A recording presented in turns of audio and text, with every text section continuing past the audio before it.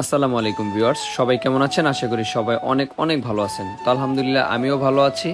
আজকের ব্লগটি খুবই স্পেশালি আর আমার জন্য খুবই ইম্পর্টেন্ট একটা ব্লগ ছিল। তো ভাবলাম যে সবাইকে বিষয়টা শেয়ার করলে অনেক ভালো হয়। তো আজকের ব্লগটি হচ্ছে ইন্ডিয়ান ভিসা অ্যাপ্লিকেশন করার নিয়ম এবং কি কি করতে হয় বা অনেক কিছু নিয়ম আছে।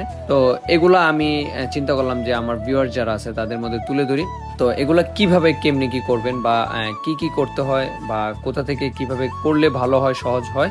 তো আজকের বিষয়গুলো সবগুলো এই ব্লগে তুলে ধরার চেষ্টা করব। তো ভিউয়ার্স, আমরা এখন সোজা চলে যাব হচ্ছে ইন্ডিয়ান এম্বাসি, যেখানে এটা লোকেশনটা হচ্ছে যমুনা ফিউচার পার্ক। তো সোজা চলে যাব আমরা যমুনা ফিউচার পার্ক। ব্লগটি শুরু থেকে শেষ পর্যন্ত দেখতে থাকুন। অনেক কিছু শেখার আছে এই ব্লগে। যেহেতু আমরা সাভার থেকে গিয়েছি, প্রথমত আমরা হচ্ছে আগারগাঁও হয়ে, মহাখালী হয়ে, বনানী হয়ে, কুড়িল ফ্লাইওভার হয়ে সোজা আমরা চলে যাব হচ্ছে যমুনা ফিউচার পার্ক। আজকের বিষয়টা আপনাদের সাথে শেয়ার করার মেন উদ্দেশ্য হচ্ছে আমি নতুন, আমি অনেক কিছু বুঝিনি।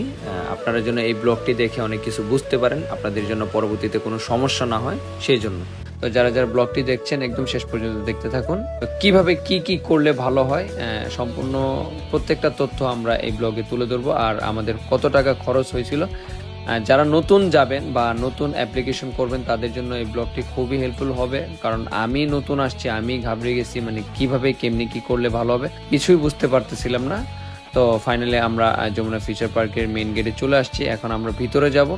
প্রবেশ করার পর কিভাবে কেমনি কি করতে হবে অবশ্যই আপনারা ব্লগটি শেষ পর্যন্ত দেখতে থাকুন। আমাদের সাথে কি হয়েছিল বা কত টাকা আমাদের খরচ হয়েছে সবগুলো আমরা আপনাদেরকে বলবো।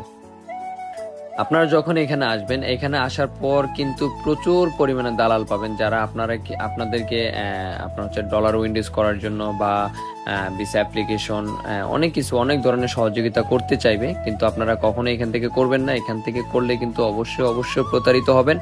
আপনারা সোজা চলে যাবেন যমুনা ফিউচার পার্কে লেভেল 2 বা 3-তে, যেখানে হচ্ছে আপনার হচ্ছে বিভিন্ন এজেন্সি আছে। ওইখান থেকে আপনারা করলে সহজে এই জিনিসটা করতে পারবেন। প্রথমত যারা বাইক নিয়ে আসবেন বা গাড়ি নিয়ে আসবেন, গাড়িটা আপনারা আন্ডারগ্রাউন্ডে পার্কিং করে নেবেন।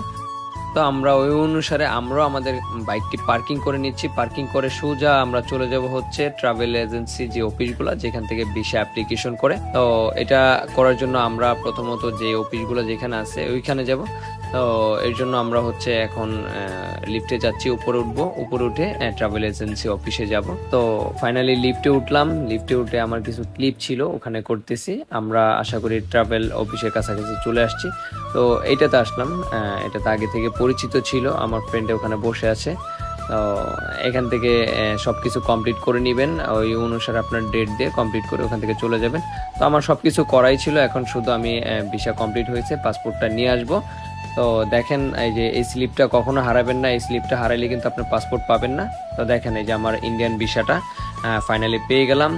আলহামদুলিল্লাহ অনেক ভালো লাগতেছে। ইন্ডিয়ান ভিসা করতে কিন্তু বেশি টাকা লাগে না, 1000 টাকা লাগে, 1500 টাকা লাগে। তো আপনাদের যদি পরিচিত কেউ থাকে ওনাদের মাধ্যমে করাবেন, অনেক ভালো হবে। তো আজকে ব্লগটি এই পর্যন্তই। সবাই ভালো থাকবেন, সুস্থ থাকবেন। আল্লাহ হাফেজ।